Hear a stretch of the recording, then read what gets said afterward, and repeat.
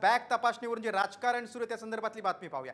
वणी आणि औसा हेलिपॅडवर निवडणूक आयोगाकडून उद्धव ठाकरेंच्या बॅगा तपासण्यात आल्या आणि त्यावरून राज्यात नव्या वादाला तोंड फुटलंय। गेल्या काही दिवसात अनेक नेत्यांच्या बॅगा तपासल्या जात असल्याचं समोर आलंय।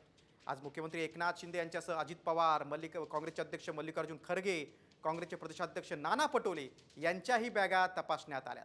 पालघरमध्ये निवडणूक आयोगाच्या पथकाकडून मुख्यमंत्री एकनाथ शिंदेची बॅग तपासण्यात आली, तर बारामतीत अजित पवारांच्या हेलिकॉप्टरसह त्यांच्याकडील सर्व बॅगांची तपासणी झाली। तर लातूरमध्ये काँग्रेसचे अध्यक्ष मल्लिकार्जुन खरगे यांची बॅग तपासण्यात आली। यवतमाळमध्ये नाना पटोले यांच्या हेलिकॉप्टरमध्ये भरारी पथक तपासणीसाठी गेलं, पण नाना पटोलेंनी बॅगच आणली नव्हती, त्यामुळे त्यांना खाली हात परतावं लागलं। त्यामुळे भरारी पथकाच्या हाती काही लागलं नाही। बॅग तपासणीवरून जे राजकारण सुरू आहे त्या संदर्भातली बातमी पाहूया। वणी आणि औसा हेलिपॅडवर निवडणूक आयोगाकडून उद्धव ठाकरेंच्या बॅगा तपासण्यात आल्या आणि त्यावरून राज्यात नव्या वादाला तोंड फुटलंय। गेल्या काही दिवसात अनेक नेत्यांच्या बॅगा तपासल्या जात असल्याचं समोर आलंय। आज मुख्यमंत्री एकनाथ शिंदे यांच्यासह अजित पवार, काँग्रेसचे अध्यक्ष मल्लिकार्जुन खरगे, काँग्रेसचे प्रदेशाध्यक्ष नाना पटोले यांच्याही बॅगा तपासण्यात आल्या।